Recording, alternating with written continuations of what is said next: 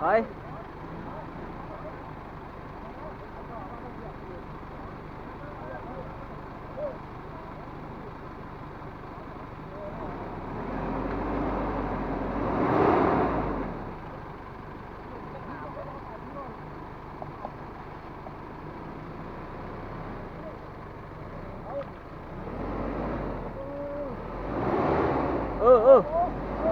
เออ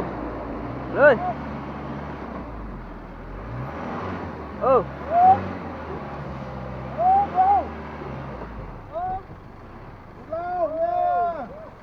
ครับพี่ขอบคุณมากครับขอบคุณครับขอบคุณครับขอบคุณครับ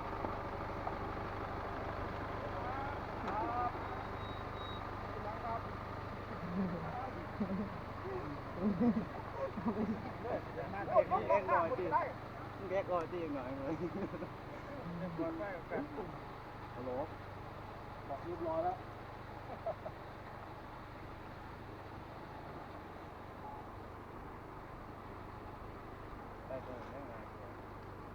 ไปครัวก็ได้ได้ลงน้ำก็ได้สองอย่างถ้าเราโค้มเมื่อพุ่นเลื่อยก็ได้คือกัน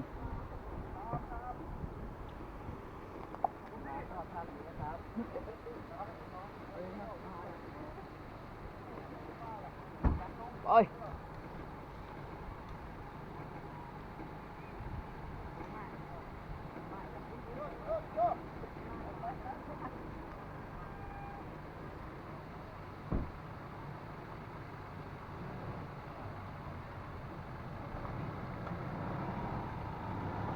สองกัน